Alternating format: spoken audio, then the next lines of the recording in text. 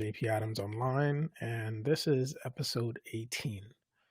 In today's video, I'm going to talk about essentially what I think is probably one of the bigger kept secrets in running a successful online business. And the more I've been digging into this, the more I see that there are some things that is just they're not typically available to everybody. So you don't know it unless you started to do that research and kind of study like what makes an online business run successfully. So in this episode, I'm going to tell you what that secret is. I'm going to tell you why it matters. And I'm going to kind of tell you how you can think about it and apply it in your business and how I'm applying it in mine. So that's pretty much it. If this is your first time joining us, this is Starting 101, and it's just me documenting the process of taking all the products that I've made and actually trying to create business systems around it so that it can run successfully. So I've been digging in, studying it, and really understanding like how do I make this business a system. So that's what I document here. This is episode 18, so let's jump right in. So, what is this big secret that is crucial to success in any online business and in any business in particular? Well, that big secret is acquiring leads at a break even or at a profit. So, what does that mean really? So, it means that essentially the people that are coming into your business have to come in at a rate that you can sustain indefinitely, which means that when they come in, you have to be able to turn that around in a predictable enough way so that you're able to know that for every new lead that comes in, you're making X in profit or you're not losing any money. So basically, getting leads at break even. Now, why is this important or why does this matter so much? So, the thing is, when you look at any business when they're starting out, right, the idea of startups in general, and the ways that you go about starting a business is you can start it from, venture and or venture capital or angel capital or loans or something like that. But ultimately, nobody makes money until the customer exchanges dollars for, what you're offering. So I think that's the thing that, that's the key input to your business essentially. So if you're not running one of these big startups that just grow without knowing what their revenue model is going to be or anything, then that's fine. That's a workable model. But if you're someone like me, that's basically like I have expenses and things and I'm bootstrapping this, meaning that it's my own money that goes into anything, any experiments that I do, any products that I make, any editing that I pay for, any hosting is coming out of my pocket. And so because of that, I have to understand and be careful with, how the money goes in there.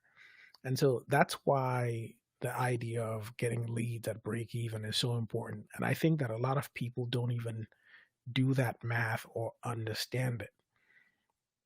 Because essentially, like once you do, and if you actually figure out how to apply it in your business, then it makes the idea of business being a risky proposition something that is so much less risky once you figure that out. It's like losing weight. It's simple, but it's not necessarily easy.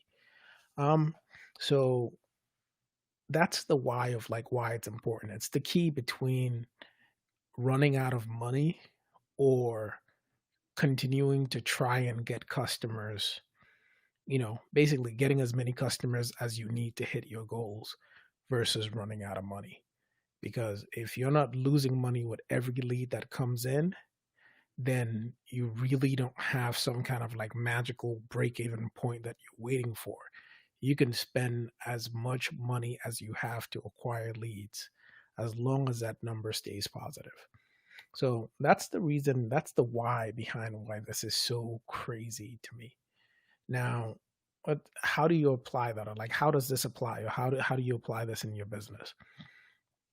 So, uh, if you look at two examples, let's take the example of an info business, for example. So, I have a SaaS product, YourPack, and it basically allows you to create a virtual community and connect the network, like your whatever you have a group, a community, a networking group, or something like that. You can basically allow them to create a directory of themselves and choose how they want people to connect with them. So your pack charges $18 a month. And most of the marketing for your pack has been somewhat word of mouth only. Excuse me. And the reason it's been word of mouth only is because I had not I hadn't figured out how I was going to get leads in, and I don't know the conversion rates. I have not tracked any of those things. So because of that, I was really hesitant to spend money on advertising or any kind of like paid traffic, because the few times that I tried, it was not converting. And so it's like I could keep trying and trying and trying and spending every money that comes in, because obviously you got other costs, hosting costs, database, and all these things. But it's like you can keep trying and keep losing money, or you can figure out, what is it going to take you to acquire a lead? And in the case of your pack, where it's $18 a month, so essentially in 10 months, that's $180. Now, assuming that the average person will stay for, I don't know, let's say 6 months or something like that. Most likely they'll stay for years, because some of the people that are on there have stayed for years, by the way. But it's like just assuming like normal churn, people will come in, try it out, and find that it meets all their needs, or excuse me, or it doesn't. Oh man, this is not definitely coming in late on this one. But so at $18 a month, it basically means that if people are staying for 6 months or something like that, let's just do half of that, so $90. It means I could probably spend $90 per lead if I know that people are staying for longer than that. So if they're staying 6 months, is a little bit more than $90 that they're gonna spend.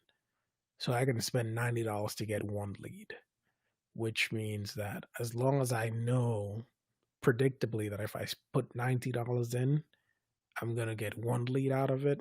And usually it's not like a 1-to-1 ratio. It's usually like $90 will bring you X amount of people that see the ad, and X amount of people that click through to the site, and X amount of people that actually convert into customers.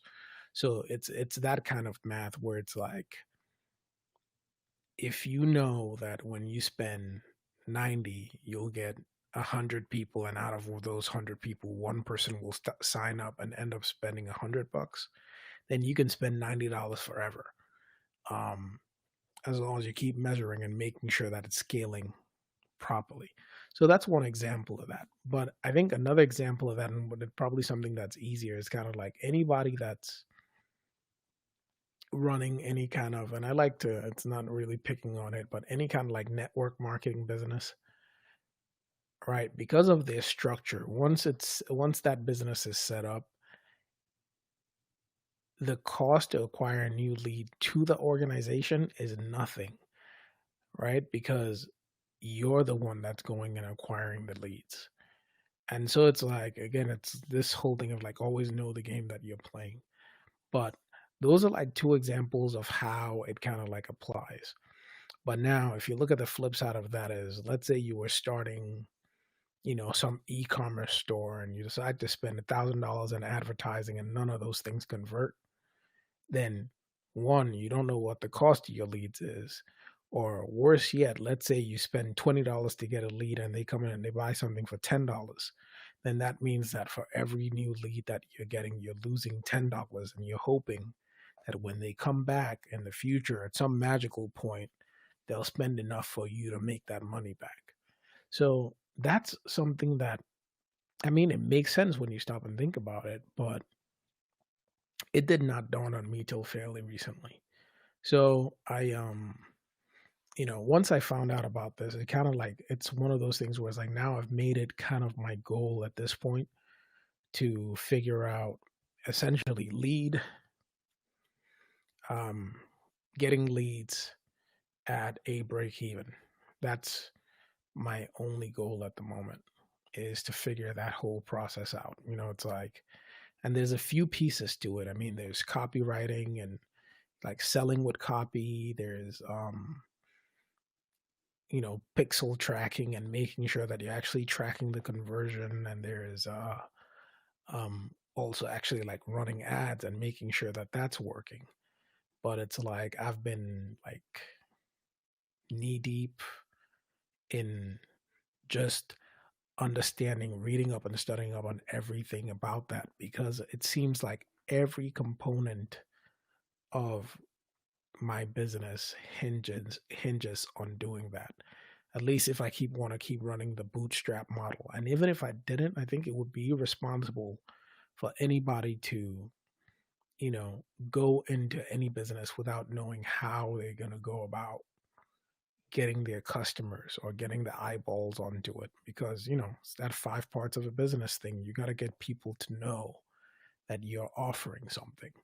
So that's the part that I'm focused on now in the business. And I really do think it's a secret that most people don't understand because if they did, they would plan their businesses differently. I mean, this is for physical products or whatever. It's like you got to figure out how much is it going to take for you to get a customer through the door. And if you factor in that there's an amount for that, then you can put that into the cost of whatever you're making so that you make sure that, when the people come in and they spend their money, you're basically like everything is a win from there. So that was it today. I really wanted to share that because I mean, it's unbelievable how many people don't do that math before they start. And if you want your business to run fully online, then you have to figure out that math as far as like traffic goes.